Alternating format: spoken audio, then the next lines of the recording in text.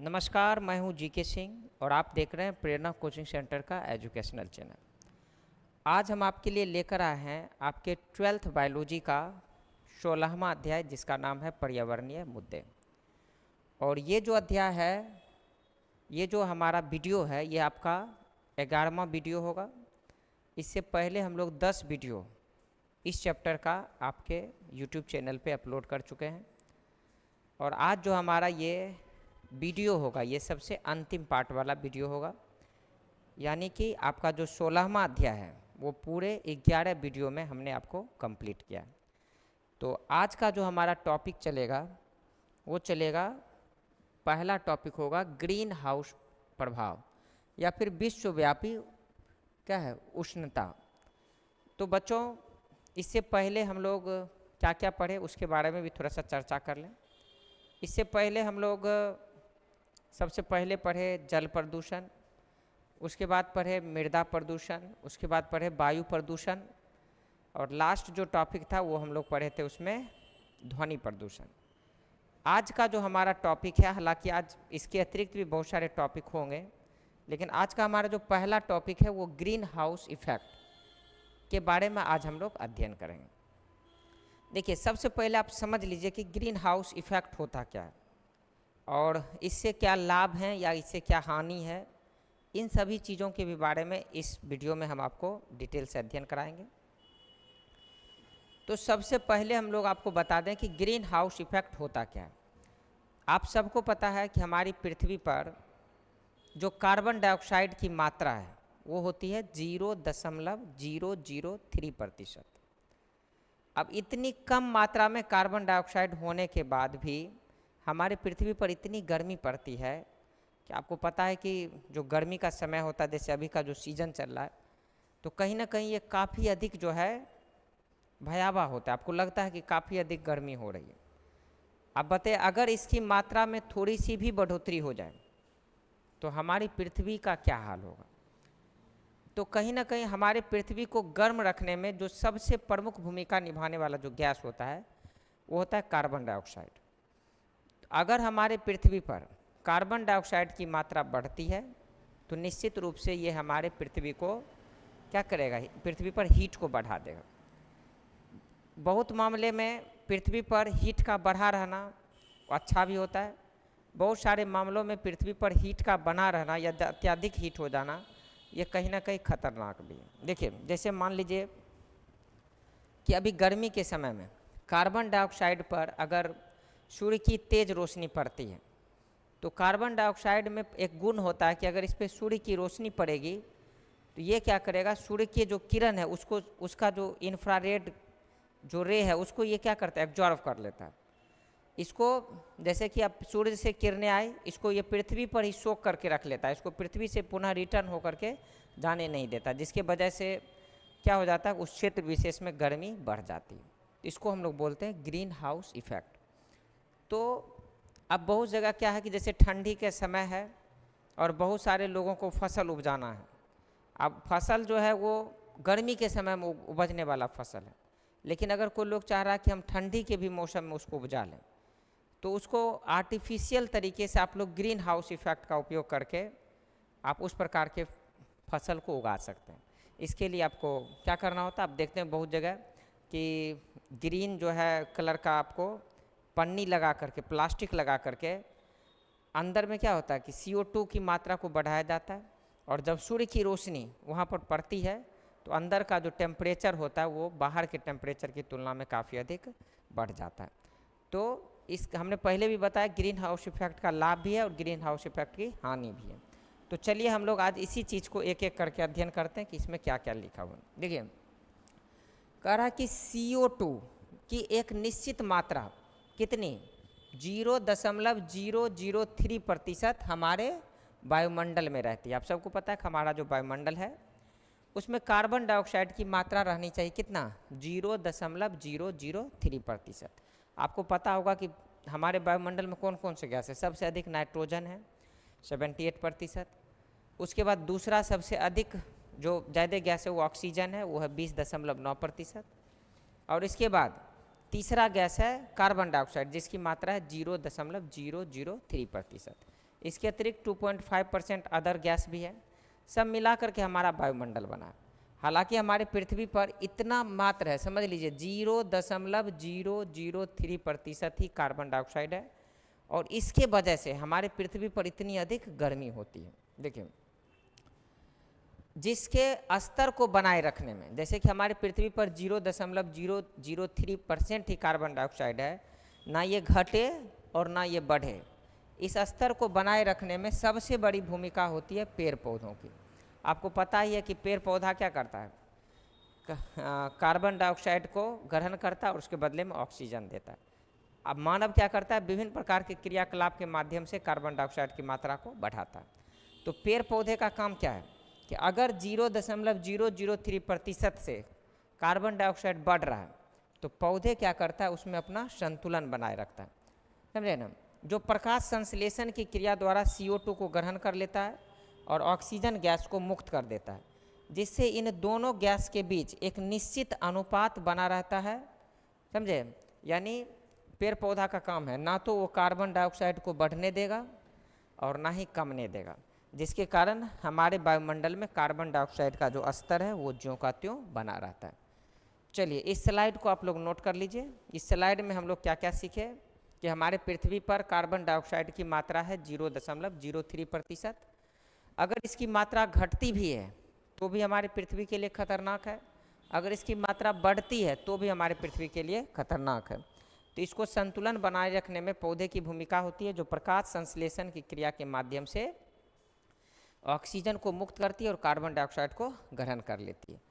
अब अगला स्लाइड में हम लोग जानेंगे कि आखिर जो कार्बन डाइऑक्साइड है हमारे पृथ्वी पर किस किस वजह से जो है ये उत्सर्जित होती है। तो अगर आप जीवाश्म ईंधन जलाते हैं, जीवाश्म ईंधन में क्या क्या आता है, जैसे लकड़ी, कोयला, पेट्रोल, डीजल, इन सभी चीज़ों को अगर आप जलाते हैं तो इसके जलने से सबसे अधिक उत्पादित होता है क्या जी, कार्बन डाइऑक्साइड। अगर आप क्या क्या जलाते हैं, जीवाश्म ईंधन, जीवाश्म ईंधन में क्या क्या आ जाएगा, कोयला आ गया, पेट्रोलियम आ गया, पेट्रोलियम में है डीजल, पेट्रोल, केरोसिन, तेल, ये सभी आ जाते हैं, या लकड़ी हो गया। इन सभी चीज़ों को अगर आप जलाते हैं तो इससे जो धुआं निकलता है उस धुआं से क्या होता है, CO2 निकलता है। एवं जंगलों के लगातार काटने से, अगर आप जंगल को लगातार काट रहे हैं तो इससे भी CO2 गैस की मात्रा जो है हमारे वायुमंडल में बढ़ जाती है। आपको पता है, जैसे मान लीजिए कि आपको पता है कि हम लोग का जो कार्बन डाइऑक्साइड को संतुलित करना और ऑक्सीजन को वायुमंडल में बढ़ाने का काम करता है पेड़ पौधा। अगर आप पेड़ पौधे को काटते हैं तो निश्चित रूप से क्या होगा कि हमारे वायुमंडल में CO2 की जो मात्रा है वो बढ़ जाएगी। CO2 की मात्रा क्या हो जाएगी, बढ़ जाएगी। देखिए, CO2 गैस में सूर्य की इंफ्रारेड किरणों को सोखने की क्षमता होती है। मैंने आपको पूर्व में बताया कि अन्य सभी, जैसे ऑक्सीजन में सूर्य की किरण आया तो वो क्या करेगा, थोड़ा देर के लिए किरण को अपने पास रखेगा, फिर से उसको रिटर्न कर देगा। लेकिन कार्बन डाइऑक्साइड एक ऐसा गैस होता है जो सूर्य की इंफ्रारेड किरणों को सोख लेता है और सोख करके लंबे समय तक अपने पास रख लेता है। और सूर्य की किरणें जब वहाँ पृथ्वी पर CO2 के कारण अगर ठहर जाए तो वहाँ पर तापमान बढ़ जाएगा, जिससे पृथ्वी का तापमान नियंत्रित रहता है। वायुमंडल में उपलब्ध CO2 के कवच के कारण पृथ्वी को जो ऊष्मा प्राप्त होती है उसे ही हम लोग ग्रीन हाउस इफेक्ट कहते हैं। आपको पता होगा। आप सोच रहे होंगे कि सर CO2 से हमारे पृथ्वी, ऐसा तो कि सब भारत जैसा ही प्रदेश है जो उष्ण कटिबंधीय क्षेत्र है। भारत में बहुत ऐसे क्षेत्र हैं, विश्व में बहुत सारे ऐसे भी क्षेत्र हैं जो शीतोष्ण कटिबंधीय क्षेत्र हैं, जहाँ पर ऊष्मा की काफ़ी आवश्यकता होती है, नहीं तो शीत युग में वो एरिया चला जाएगा। जैसे कि हमारा बहुत सारा जो अटलांटिका वाले क्षेत्र हैं या फिर यूरोपीय महादेश के बहुत सारे देश हैं जहाँ पर ठंडी काफ़ी अधिक होती है, गर्मी होती ही नहीं है। तो वैसे क्षेत्रों के लिए ग्रीन हाउस इफेक्ट किसी वरदान से कम नहीं है, और हम लोगों के लिए तो किसी अभिशाप से कम नहीं है। हमारे यहाँ ग्रीन हाउस इफेक्ट से इतनी गर्मी बढ़ जाती है कि पूछिए मत। लोग जो है दोपहर में लगता है लॉकडाउन हो गया, 11 बजे के बाद और 3 बजे से पहले घर से लोग निकल नहीं पाता, इतना अधिक लू चलने लगती है। लेकिन पृथ्वी के कुछ ऐसे भाग होते हैं जहाँ पर ग्रीन हाउस इफेक्ट के कारण ऊष्मा बनती है। तो ग्रीन हाउस इफेक्ट है क्या, सूर्य की जो किरणें हैं, कौन सी किरणें? इंफ्रारेड किरणें। ये जब पृथ्वी पर आती है तो कार्बन डाइऑक्साइड क्या करता है, इसको अवशोषित कर लेती है और इसको अवशोषित करके अपने आसपास के क्षेत्र में पृथ्वी पर हीट उत्पन्न करती है, पृथ्वी पर ऊष्मा उत्पन्न करती है। इसी ऊष्मा उत्पन्न करने की जो प्रक्रिया है, इस प्रक्रिया को हम लोग बोलते हैं ग्रीन हाउस इफेक्ट। क्या बोलते हैं? Green house effect. तो चलिए इस स्लाइड में हम लोग क्या क्या जाने, पहले तो आप इसको स्क्रीनशॉट्स ले लीजिए और इस स्लाइड में हमने जो जो जाना उसके बारे में फिर मैं आपसे चर्चा कर रहा हूँ। आपको पता है कि हमारे पृथ्वी पर अगर कार्बन डाइऑक्साइड की मात्रा को बढ़ने का जो सबसे मुख्य वजह होता है वो होता है जीवाश्म ईंधन का जलना। चाहे आप लकड़ी जलाओ, कोयला जलाओ, डीजल जलाओ, पेट्रोल जलाओ, किरोसिन तेल जलाओ, ये सभी जब जलेंगे इससे निकलेगा कार्बन डाइऑक्साइड।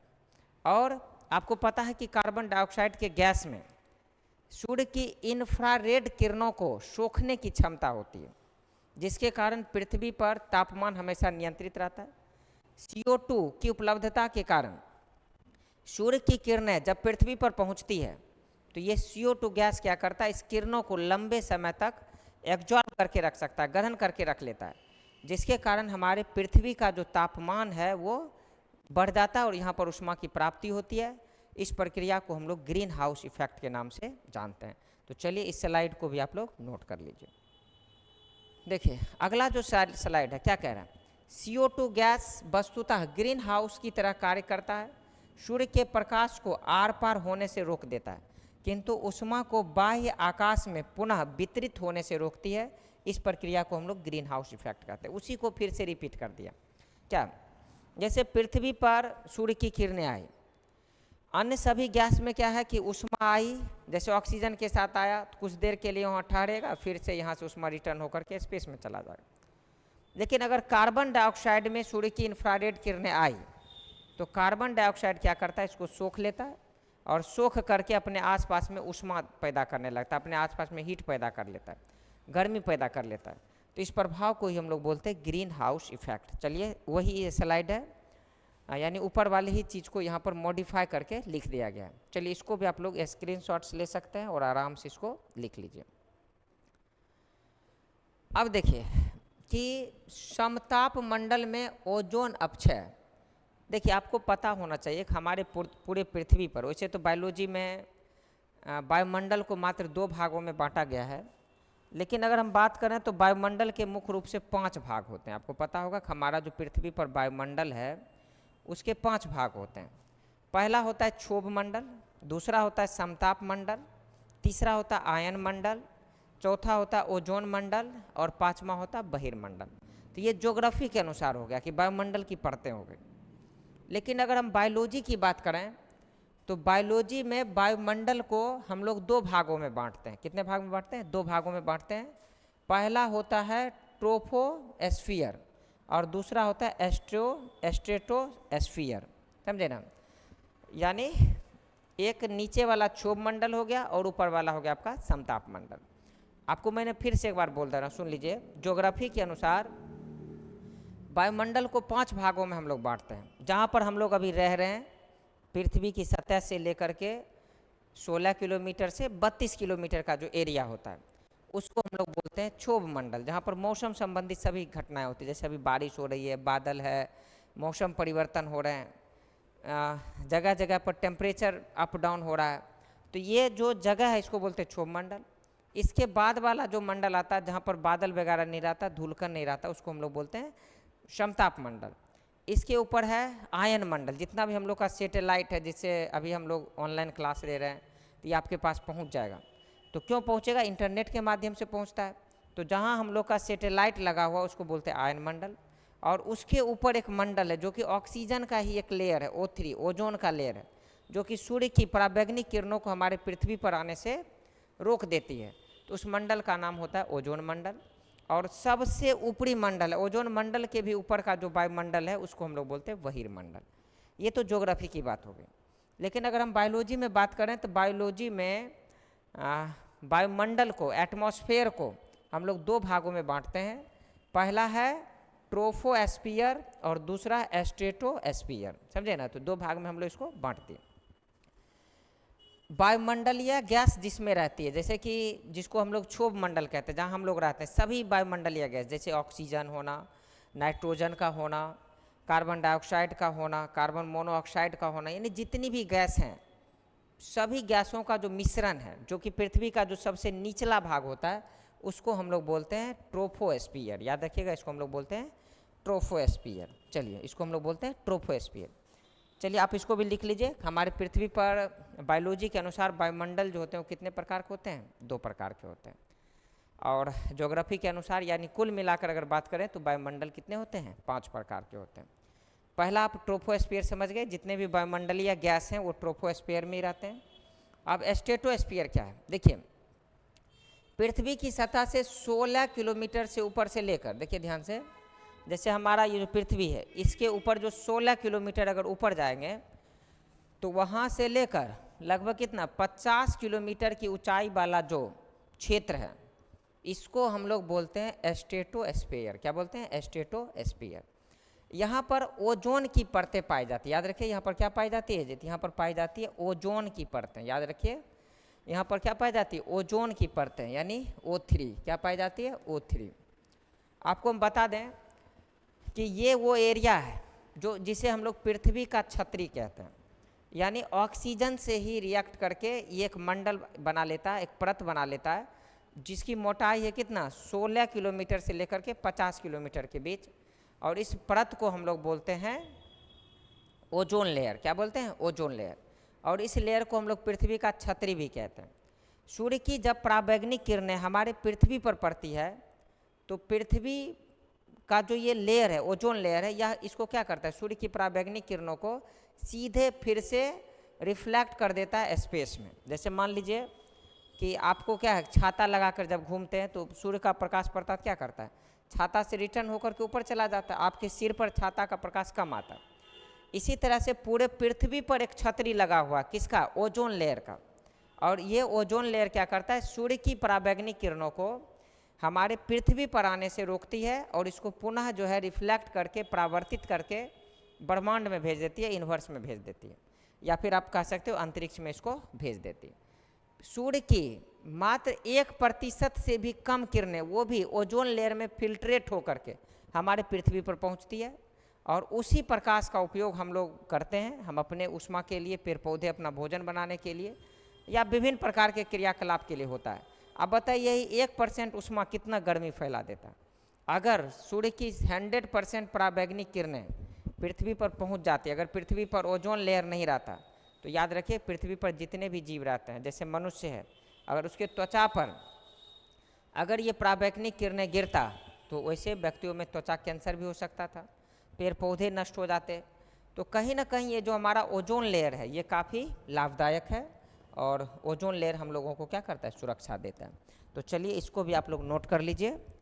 इसमें हमने क्या सीखा कि पृथ्वी की सतह से 16 किलोमीटर से लगभग 50 किलोमीटर की ऊंचाई वाला जो क्षेत्र है उसको ओजोन परत एक सुरक्षा कवच की भांति बनाया गया है, और यह सूर्य की पराबैंगनी किरणों को वायुमंडल में आने से रोक देता है। और अगर ये रुक जाता है तो इससे हम लोगों को क्या क्या फ़ायदा है इसके बारे में जान लें। इससे हम लोग को क्या क्या फ़ायदा है कि हम लोगों में क्या है, त्वचा कैंसर नहीं हो रहा है, पेड़ पौधे सुरक्षित हो रहे हैं। अगर ये हमारे पृथ्वी पर आ जाता है तो कहीं ना कहीं से हम लोगों को काफ़ी अधिक नुकसान पहुंचता है। तो इसके साथ हमारा ये जो टॉपिक था किसका, हम लोग जब भी पढ़ रहे थे ग्रीन हाउस इफेक्ट, वो अब समाप्त होता है। अब हम लोग अगले टॉपिक की ओर बढ़ते हैं। हमारा जो, इसको आप स्क्रीन शॉट्स कर सकते हैं, इसको उतार लीजिए, ये भी स्क्रीन शॉट्स कर लीजिए, ये भी आप उतार लीजिए। अब हमारा जो अगला टॉपिक है उसका नाम है मृदा अपरदन या भूचरण। क्या है? मृदा अपरदन या भूचरण। याद रखिएगा, इसको हम लोग बोलते हैं मृदा अपरदन या भूचरण। देखिए, मृदा अपरदन का मतलब क्या होता है? जैसे आप सबको पता है कि हमारे पृथ्वी की जो ऊपरी मिट्टी होती है, अगर उसमें जैविक या रासायनिक खाद का मिश्रण है तो ही यह क्या करता है, पेड़ पौधे को वहाँ पर उगा सकता है। और अब बहुत सारे लोगों को लगता है कि कहीं से भी मिट्टी उठा लें, उसको उसमें पेड़ पौधे लगाएंगे तो लग जाएगा, ऐसा संभव नहीं है। मिट्टी की जो ऊपरी परत होती है जिसमें रासायनिक या जैविक खाद मौजूद हो, या रासायनिक खाद या तो आप एक्स्ट्रा रूप से मिला सकते हैं, या फिर जैविक खाद जो प्रकृति के माध्यम से, सूक्ष्मजीव के माध्यम से अगर मिट्टी में मिला हुआ है, तो ऐसे ही मिट्टी को हम लोग उपजाऊ मिट्टी कह सकते हैं। लेकिन मानव अपने क्रियाकलाप के माध्यम से क्या कर रहा है, मिट्टी के जो ऊपरी उपजाऊ भूमि है, उस उपजाऊ भूमि को नष्ट कर रहा है, उस उपजाऊ भूमि को वहाँ से हटा दे रहा है। तो इस प्रक्रिया को हम लोग बोलते हैं मृदा अपरदन या भूक्षरण। मृदा अपरदन या भूक्षरण, इसके कई कारण हो सकते हैं। जैसे मान लो तेज हवा चला, मिट्टी की ऊपरी जो परत है वो उड़ करके एक स्थान से दूसरे स्थान चली गई, तो इसके कारण भी मृदा अपरदन हो सकता है। या फिर बाढ़ आया, मिट्टी का ऊपरी सतह खत्म हो गया, तो इसके कारण भी मृदा अपरदन हो सकता है। या वनों की आप अत्यधिक कटाई करते हैं, इससे भी मृदा अपरदन हो सकता है। तो मृदा अपरदन के कई कारण हो सकते हैं। तो चलिए इस स्लाइड में वही है, इसको स्क्रीनशॉट्स करिए और एक बार हम पढ़कर सुना देते हैं कि इस स्लाइड में लिखा क्या क्या। देख लिए, हम लोग जानते हैं कि मृदा का ऊपरी भाग उपजाऊ होता है। मैंने आपको पहले भी बताया कि मृदा का जो ऊपरी भाग होता है वो उपजाऊ होता है। इसमें इसे ऊपरी मृदा कहते हैं। इसके निर्माण में सैकड़ों वर्ष लग जाते हैं। आपको नष्ट करने में तो समय नहीं लगता, लेकिन इसको बनने में कितना जी, सैकड़ों वर्ष लग जाते हैं। लेकिन मनुष्य के विभिन्न गतिविधियों के चलते यह कम समय में सुगमता से अपनी जगह से विस्थापित हो जाता है, मतलब एक स्थान से दूसरे स्थान तक चला जाता है। वर्षा, हवा या किसी अन्य गतिविधि से इसकी ऊपरी मृदा के अपनी जगह से हट जाने के ही क्रिया को हम लोग बोलते हैं मृदा अपरदन या भूक्षरण। याद रखिएगा, मृदा अपरदन या भूक्षरण कहते हैं। इतना महत्वपूर्ण टॉपिक है कि कई बार जो है एग्जाम में रिपीट करके पूछता है, और इतना इजी है कि इस जानते हुए भी बच्चे इसको गलती करते हैं। देखिए, मृदा अपरदन या भूक्षरण का मतलब क्या होगा कि मिट्टी की जो ऊपरी परत है यही उपजाऊ है और इसको बनने में सैकड़ों वर्ष लग जाते हैं, लेकिन मानवीय क्रियाकलाप के चलते ये कुछ ही समय में अपने स्थान से हट करके दूसरे स्थान पे चले जाते हैं। तो इस समस्या को, इस प्रक्रिया को हम लोग बोलते हैं मृदा अपरदन। अगर किसी मिट्टी में मृदा अपरदन हो गया तो याद रखिए वहाँ की जो मिट्टी है वो अनउपजाऊ हो जाएगी, उस पर फसल का उत्पादन नहीं हो पाएगा। तो चलिए इस स्लाइड को लिख लीजिए, इसमें हमने आसान भाषा में आपके लिए मृदा अपरदन या भूक्षरण का परिभाषा यहाँ पर हमने लिखा हुआ है। दूसरा है जलाक्रांति या मृदा लवणता। ये भी टॉपिक बड़ा महत्वपूर्ण है। जैसे देखिए यहाँ पर है जलाक्रांता, पहले इसको हम अपने भाषा में समझा देते हैं और उसके बाद फिर स्लाइड में क्या लिखा है उसको भी मैं पढ़ कर आपको सुना दूंगा। देखिए, अगर किसी मिट्टी में लंबे समय तक पानी का जमा रह जाए, आपको जैसे मान लो कि कोई खेत है, बारिश पड़ा, अब खेत क्या है नीचे में है, बाकी सभी आसपास में जो भी खेत है वो ऊंचा है और आपका खेत नीचे है, जिसके वजह से अगर मिट्टी में लंबे समय तक पानी का जमाव रह गया तो मिट्टी जो है ना वो अम्लीयता हो जाती है, उसमें बहुत सारे ऐसे सूक्ष्मजीव की वृद्धि हो जाती है जिसके कारण मिट्टी हो जाती है अम्लीयता। और जब मिट्टी अम्लीयता हो जाती है तो मिट्टी में पाए जाने वाले जितने भी सूक्ष्मजीव हैं जो कि नाइट्रोजन स्थिरीकरण की प्रक्रिया को करते हैं या फिर विभिन्न प्रकार की प्रक्रियाओं से मिट्टी की उपजाऊ क्षमता को बढ़ाते हैं, तो वो बैक्टीरिया मिट्टी में मर जाते हैं, जिसके कारण ये मिट्टी जो है ये अनउपजाऊ हो जाती है, इसमें फसल पैदावार सही से उपज नहीं पाते हैं। तो इस प्रक्रिया को हम लोग बोलते हैं जलाक्रांति। क्या बोलते हैं? जलाक्रांति या फिर मृदा लवणता। आप सोच रहे होंगे सर फिर इस मिट्टी को ठीक कैसे किया जाएगा?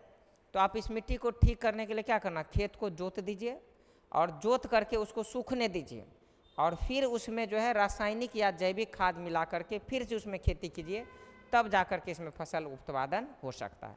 तो इस समस्या को जो भी जलाक्रांति वाला है, अक्सर आप देखते होंगे कि बहुत सारे ऐसे खेत हैं जिसमें 6 महीना पानी जमा रहता है। पानी जमा रहने के कारण ये समस्या उत्पन्न होती है जिसको हम लोग बोलते हैं जलाक्रांता। तो चलिए इस स्लाइड को भी हम लोग समझते हैं कि इसमें क्या लिखा है।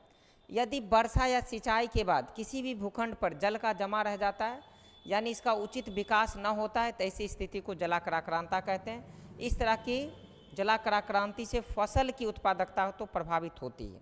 आपको उसी चीज़ को हमने यहाँ पर डिटेल से बता दिया। क्या जी, आप समझ गए होंगे कि अगर किसी खेत में लंबे समय तक पानी जमा रहा तो पानी जमने के कारण यहाँ की मिट्टी हो जाती है अम्लीय, और मिट्टी जब अम्लीय हो जाएगी तो इसमें जितने भी गुड बैक्टीरिया हैं जो कि नाइट्रोजन स्थिरीकरण की प्रक्रिया को करते हैं, जो मिट्टी में उपजाऊ क्षमता को बढ़ाते हैं, तो ये बैक्टीरिया नष्ट हो जाते हैं।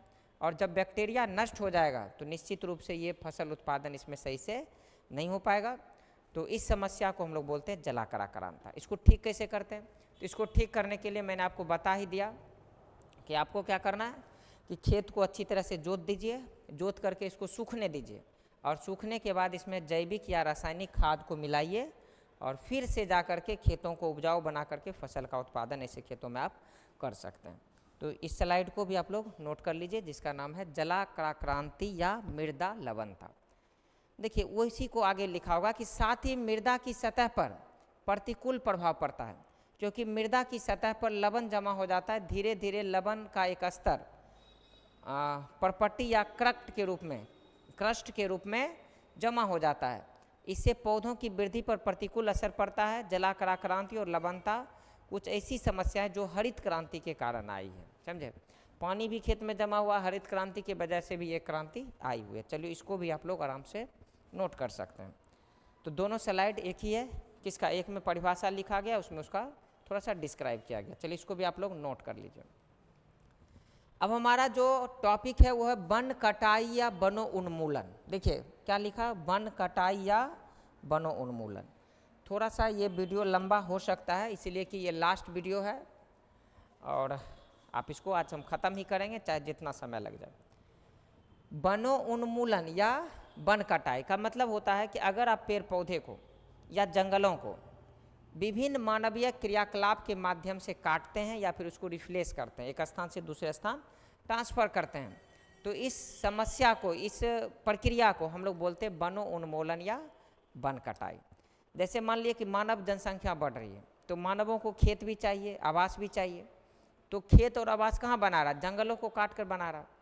तो जंगलों के अत्यधिक मात्रा में कटाई करने की जो प्रक्रिया होती है, इसी प्रक्रिया को हम लोग बोलते हैं वनो उन्मूलन या वन कटाई। देखिए इसी को ये स्लाइड में लिखा गया होगा कि मानव अपने हितों की पूर्ति के लिए वनों की कटाई करता है, यानी कि वन प्रदेश का वन रहित क्षेत्रों में रूपांतरण करना वनो उन्मूलन कहलाता है। भारत जैसे विकासशील देश में यह क्रिया बहुत तेज़ी से बढ़ रही है। 20वीं शताब्दी के आरंभ में यहाँ लगभग कुल क्षेत्रफल का 30% भाग में जंगल था। समझिए हमारे देश में वनो उन्मूलन के मामले में हम लोग सबसे आगे। आपको पता है कि सबसे ज़्यादा जनसंख्या भारत में ही है, तो जनसंख्या बढ़ेगा तो वहाँ पर पेड़ पौधे कटेंगे, जंगल कटेंगे, तब तो आवास बनेगा, फैक्ट्री बनेगा, उसके लिए प्लेग्राउंड्स बनेगा, बहुत सारे चीज़ें बनेगा। तो जनसंख्या बढ़ने के चक्कर में यहाँ पर वनो उन्मूलन हो रहा है। ये स्लाइड को तो उतार ही लीजिए। एक डाटा हम प्रस्तुत कर रहे हैं कि 20वीं शताब्दी में हमारे यहाँ कुल क्षेत्रफल का 30% भाग पे जंगल था, लेकिन शताब्दी के अंत होते होते मतलब 21वीं शताब्दी आते आते यह घट कर के 19.4% ही रह गया है। हमारी राष्ट्रीय वन नीति 1988 के अनुसार शीतोष्ण क्षेत्र में वनो उन्मूलन की दर उष्ण कटिबंधीय क्षेत्र से बहुत कम है। यानी जो ठंडा इलाका है, जैसे अभी भी हिमाचल प्रदेश हो गया, भारत के पूर्वोत्तर राज्य हो गए, वहाँ पर वन की मात्रा कुछ कम कटी है, लेकिन जो उष्ण कटिबंधीय क्षेत्र है वहाँ पर जंगलों की कटाई काफ़ी तेज़ी से हुई है।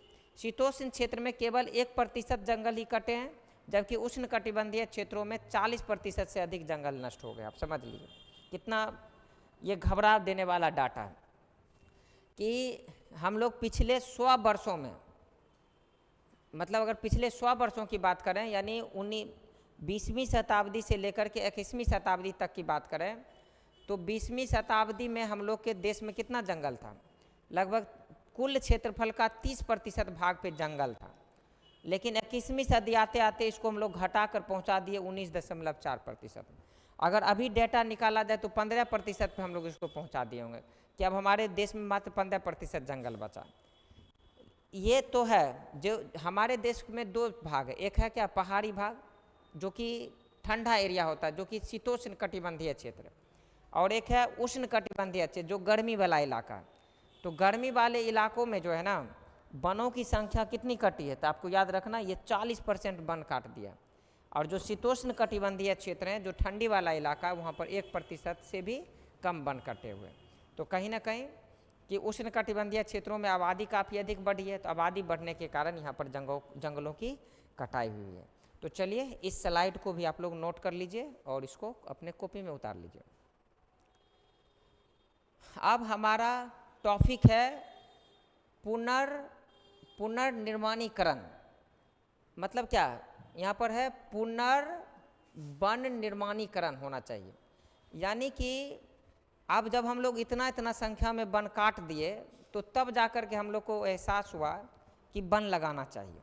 जैसे आप देखते होंगे कि अभी आईपीएल मैच चल रहा है और आईपीएल मैच में आप देख रहे होंगे कि एक बॉल अगर किसी बॉलर के द्वारा डॉट फेंका जाता है तो बीसीसीआई के द्वारा उस डॉट बॉल के फेंकने की खुशी में एक वन लगाया जाता है।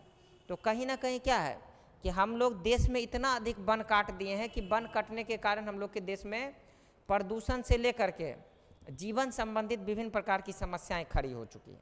तो इस समस्या को निपटने के लिए अब सरकार के द्वारा, समाज के द्वारा, निजी संस्थान के द्वारा फिर से वन लगाने की मुहिम शुरू की गई है। और हम लोग फिर से जो वन लगाने की प्रक्रिया है, उसी वन लगाने की प्रक्रिया को हम लोग बोलते हैं वन नवीकरण। यानी फिर से हम लोग क्या कर रहे हैं, वन को लगा रहे हैं। यानी इसके लिए हम लोग क्या कर रहे हैं कि जहाँ जहाँ खाली स्थान देखते हैं तो हमारे देश में क्या वन विभाग बनाया गया, जिस क्षेत्र में खाली स्पेस पड़ा हुआ है वहाँ पर वन लगा दो। जैसे कि अगर आपका घर भी है, रोड भी है, तो आप देखते होंगे कि रोड के किनारे पूरा का पूरा वन लगा दिया गया। तो इससे बहुत फ़ायदा है, एक तो रोड टूटने से बचता है, उस रोड पे जो भी पथिक जाता आता है उसको सुरक्षा मिलती है, उसको ऑक्सीजन मिलता है, ठंडक महसूस होता है, साथ ही साथ हमारे पर्यावरण के लिए भी लाभदायक है। तो सरकार के द्वारा जो ये पहल चलाई गई काफ़ी लाभदायक है। इस स्लाइड को भी आप लोग नोट्स कर सकते हैं स्क्रीनशॉट्स करके, और इसको अपने जीवन में उपयोग कीजिए। और जहाँ भी खाली स्थान मिले आप फटाक से एक पौधा लगा दीजिए, समझे। ये उसी का दूसरा स्लाइड है, इसको भी आप लोग नोट कर लीजिए। उसी में जो बचा खुचा है उसको यहाँ पर हम लोग दिए हैं, इसको भी आप स्क्रीनशॉट्स कर लीजिए। यानी इन दोनों स्लाइड का मूल उद्देश्य है कि जहाँ भी खाली स्थान देखिए उस खाली स्थान पे आप आराम से वन लगा दीजिए।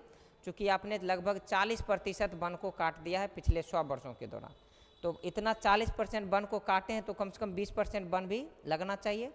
तो जहाँ भी दिखे उसको आप वहाँ पर वन लगा दीजिए। ऐसा नहीं नेता लोग की तरह कि जिस दिन पर्यावरण दिवस आएगा उस दिन बस वन लगाएंगे, फ़ोटो खिंचाएंगे और उसके बाद पता भी नहीं चलेगा कि वो जो वन है वो गया कहाँ, समझे ना।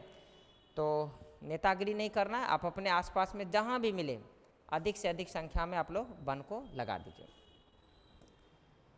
और आज का हमारा जो अंतिम टॉपिक होगा, इस टॉपिक का नाम है संरक्षण में लोगों की भागीदारी। यानी अगर हम लोग वन को लगा रहे हैं तो हम लोगों की इसमें क्या भूमिका होनी चाहिए। तो आपको पता है क्या भूमिका होनी चाहिए। भारत में वन संरक्षण का एक लंबा इतिहास रहा। लोग वृक्षों को बचाने के लिए इससे चिपक कर अपनी जान तक दे चुके। आप 10वां में पढ़े होंगे चिपको आंदोलन। एक महिला क्या की, वृक्ष, मतलब उत्तराखंड की बात है, उत्तर प्रदेश, 1974 ईस्वी की बात है। एक महिला वृक्ष को बचाने के लिए क्या की, वृक्ष से ही चिपक गई और ठेकेदार इतने निर्दयी थे वृक्ष काटने वाला कि महिला समेत वृक्ष को कटवा दिया। आगे हालांकि उसकी चर्चा आगे करेंगे। चिपको आंदोलन एक टॉपिक ही है। यहाँ पर क्या है कि भारत में वन संरक्षण का एक लंबा इतिहास रहा है। बहुत सारे लोग ऐसे हुए हैं जो वन में चिपक कर के अपनी जान तक दे चुके हैं। जोधपुर के राजा ने 1771 ईस्वी में अपने एक नए महल के लिए निर्माण के लिए एक मंत्री को से लकड़ी का इंतजाम करने के लिए कहा। राजा के मंत्री और कर्मी एक गांव गए और जहां पर बिश्नोई परिवार की अमृता, याद रखिएगा ये कहानी है, बिश्नोई परिवार की अमृता ने क्या किया, राजा के इस फैसला का विरोध किया। और राजा लोग क्या किए, राजा तो राजा होता है, उन्होंने क्या किया, जो अमृता थी बिश्नोई परिवार के उसको वृक्ष समेत उसको कटवा दिए। तो इस घटना के बाद पूरे क्षेत्र में कहीं ना कहीं काफ़ी ज़्यादा अफरा तफरी का माहौल पैदा हुआ। बहुत सारे लोग ने इसका विरोध किया और अंततः राजा को भी इस प्रक्रिया के बारे में जब पता चला तो वो भी काफ़ी शर्मिंदगी महसूस किए और उस क्षेत्र में जो महल बनना था उस महल बनाने पर उन्होंने रोक लगा दिया। तो ये कहानी के जरिए हम लोग ये बताने का प्रयास कर रहे थे कि वन संरक्षण में हम लोगों की भूमिका शुरू से रही है। हालांकि हम लोग काफ़ी अधिक संख्या में वन काट दिए हैं, लेकिन कहीं ना कहीं वन को लगाने में भी हम लोग की भूमिका रही है, वन को बचाने में भी हम लोगों की भूमिका रही है, समझे। तो यहाँ पर एक कहानी की तरह हमने इसको बताया था, आप चाहे तो इसको लिख भी सकते हैं, इसको नहीं भी लिख सकते हैं। इसको तो आप 100% अपने कॉपी में नोट कीजिए, चूँकि ये एग्ज़ाम में पूछा जाता है, काफ़ी VVI है। चिपको आंदोलन, देखिए चिपको आंदोलन क्या था कि आपको पता है कि अभी तो उत्तराखंड हो गया, लेकिन इस समय जब ये घटना घटित हुई थी तो ये एरिया था उत्तर प्रदेश का। ये घटना है 1974 ईस्वी की। क्या था कि उत्तराखंड के टिहरी गढ़वाला में, याद रखिएगा, एक जगह है उत्तराखंड का टिहरी गढ़वाला, यहाँ पर जो जंगल के ठेकेदार थे उसके द्वारा वनों की अंधाधुंध कटाई किया जा रहा था। और जब वन के जो ठेकेदार थे वो वृक्ष को काटते काटते एक महिला के घर के पास पहुंची, तो एक महिला क्या की, एक वृक्ष से उसको बेहद लगाव था, और महिला ने क्या किया, उस वृक्ष को बचाने के लिए जब लगा कि ठेकेदार उसका वृक्ष को काट रहा है तो वो वृक्ष से चिपक गए। उस महिला को लगा कि अगर हम वृक्ष से चिपक जाएंगे तो ठेकेदार क्या करेगा, वृक्ष को छोड़ करके चला जाएगा। लेकिन ठेकेदार इतने निर्दयी निकले कि उन्होंने महिला समेत वृक्ष को कटवा दिया, और इस घटना के बाद पूरे क्षेत्र में काफ़ी अड़फा तड़फी मच गई। और उसके बाद वहाँ के एक स्थानीय नेता थे जिसका नाम है सुंदरलाल बहुगुणा, याद रखिएगा नाम क्या है, सुंदरलाल बहुगुणा। उसके नेतृत्व में पूरे क्षेत्र में एक आंदोलन चलाया गया जिसका नाम रखा गया चिपको आंदोलन। अब जहाँ भी लोग वृक्ष को काटते थे वहाँ के स्थानीय लोग वृक्ष से चिपक जाते थे। तो धीरे धीरे इस चिपको आंदोलन की सूचना सरकार को पहुँची, तो सरकार को भी लगा कि ये ठेकेदार कहीं ना कहीं मनमानी कर रहा है, और अगर लोग चाह रहे हैं कि वन को सुरक्षा मिले तो ये एक अच्छी पहल है। और अंततः सरकार ने सुंदरलाल बहुगुणा को प्रोत्साहन भी दिया और इस पर एक कानून बना दिया कि अब ठेकेदार जो है वो वृक्षों की कटाई ना कर सकेंगे। तो इस घटनाक्रम को हम लोग बोलते हैं चिपको आंदोलन। चलिए इसको अभी आप नोट कर सकते हैं कि इसका आप पढ़ के सुना दे रहे हैं कि इसका हिमालय के ऊपरी भागों के छोटे पहाड़ी गाँव में उदय हुआ था। यह विशेष आंदोलन 1974 ईस्वी में ठेकेदार के द्वारा काटे जा रहे वृक्षों की रक्षा के लिए स्थानीय अनपढ़ जनजाति की महिलाओं ने इसे शुरू किया था। और इन्होंने क्या किया था, वृक्षों को बचाने के लिए, देखिए दूसरे स्लाइड में भी इसी से लिखा होगा कि वृक्षों को बचाने के लिए काफ़ी बहादुरी का परिचय दिया। विश्व भर में लोगों ने चिपको आंदोलन की सराहना की, जिससे यह आंदोलन विश्व विख्यात हुआ। वन संरक्षण में मानव की भागीदारी के महत्व को समझकर भारत सरकार ने 1980 ईस्वी के दशक में संयुक्त वन प्रबंधन लागू कर दिया। ये भी वही स्लाइड है, इसको भी आप स्क्रीनशॉट कीजिए। जिससे क्या हुआ कि पूरे प्रदेश में जो लोग अंधाधुंध वृक्षों की कटाई करते थे, अब जाकर के वृक्षों की कटाई पर रोक लग गया। तो चलिए इस स्लाइड तक आप लोग नोट कर लीजिए। स्लाइड का मुख्य सारांश यही था कि उत्तर प्रदेश के टिहरी गढ़वाला में एक महिलाओं ने क्या किया, वृक्ष से चिपक करके वृक्ष को बचाने का प्रयास की। ठेकेदार क्या किया, महिला समेत वृक्ष को काट दिया। और जब महिला की हत्या कर दी गई ठेकेदार के द्वारा, तो बहुत सारे स्थानीय लोगों में आक्रोश की भावना जागृत हुई, और वो सब मिल करके अब वृक्ष से चिपक करके वृक्षों की जो सुरक्षा था वो करना शुरू कर दिया। जिसके बाद विश्व भर में इसकी चर्चा हुई, और तब जाकर के सरकार का ध्यान टूटा और 1980 ईस्वी में इससे बचाने के लिए कानून भी बना दिया गया।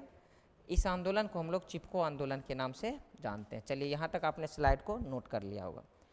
अब हम लोग जानते हैं कि वन संरक्षण एक्ट, देखिए आपको पता है कि चिपको आंदोलन के बाद पूरी दुनिया का ध्यान वन सुरक्षा की ओर गया। तो कहीं ना कहीं भारत सरकार भी इससे पीछे नहीं गया, और भारत सरकार ने क्या किया, 25 अक्टूबर 1980 को और 1992 ईस्वी में दो समय पर वन संरक्षण एक्ट पारित किया। अब ये वन संरक्षण एक्ट क्या था, वन संरक्षण एक्ट में कुछ दिया गया, क्या क्या था, चारण समस्या को नियंत्रित करना है। मैंने कि कुछ कानून बनाए गए क्या क्या कि चारण समस्या को नियंत्रित करना। जैसे बहुत सारे जो जंगली जीव हैं, बहुत सारे वन को चर लेते हैं, वन को नष्ट कर देते हैं, इस समस्या को नियंत्रित करना। वन रहित भूमि पर वनोरोपण करना, मतलब जहाँ जहाँ वन नहीं है, बहुत सारे ऐसे जंगल हैं जो नाम का जंगल है, एक वृक्ष यहाँ है तो एक वृक्ष जो है 1 किलोमीटर के बाद है। तो जिस एरिया में वन नहीं है उस एरिया में क्या लगाना है, वन लगाना है। तीसरा कि वन संरक्षित वन भूमि सहित सभी प्रकार के वनों का संरक्षण करना, मतलब जितना भी जंगल वगैरह है इसको संरक्षण करना, इसके लिए एक अलग से सरकार के द्वारा विभाग बनाया गया जिसको वन विभाग कहते हैं। और उसका काम था कि जंगल में जो भी जीव हैं, चाहे जीव जंतु हो चाहे पेड़ पौधा, उसकी सुरक्षा करना। वनों में केंद्रीय सरकार की पुनर्मति से अव्यवन क्रियाओं की अनुमति का मिलना, यानी सरकार जो केंद्र सरकार है वो क्या क्या अपने अंदर ले लिया वन का पावर कि अब इसकी सुरक्षा की देखभाल हमारे द्वारा की जाएगी। ऐसे स्थानों पर जहां मृदा अपरदन की अधिक संभावना है, वनों उन्मूलन को रोकना प्रयास किया गया। बहुत सारे ऐसे स्थान थे जहां पर मृदा अपरदन होता था, वनों की संख्या घट रही थी, तो ऐसे स्थान पर फिर से क्या किया सरकार के द्वारा वन लगाया गया।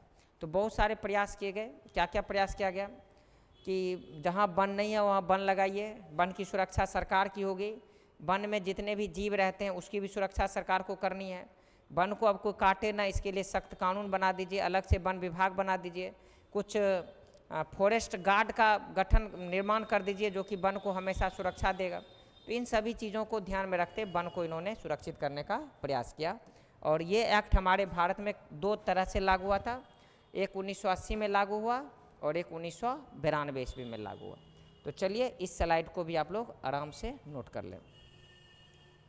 और इसी के साथ हमारा जो 16वां अध्याय है ये समाप्त होता है और हम आपके लिए जल्द ही इस चैप्टर का 1 शॉर्ट्स वीडियो लेकर के उपस्थित रहेंगे। और 1 शॉर्ट्स वीडियो के बाद हम इस चैप्टर का ऑब्जेक्टिव डिस्कशन भी कराएंगे। तो कुल मिलाकर के हमारा 11 पार्ट में ये वीडियो समाप्त हुआ है। जो व्यक्ति आज हमारा ये वीडियो देखे हैं, अगर चाहते हैं कि पूरा 16वां अध्याय हमारा अच्छी तरह से कंप्लीट हो, तो इसका पार्ट 1 से लेकर के पार्ट 11 तक पूरा का पूरा वीडियो देखिए। और अगले पार्ट यानी 1 शॉर्ट्स के लिए आप लोग तैयार रहिए। 1 शॉर्ट्स और ऑब्जेक्टिव वीडियो हम लोग जल्द आपके लिए लेकर के आएंगे। और तब तक के लिए आप लोग अपना विशेष ध्यान रखिए। जय हिंद।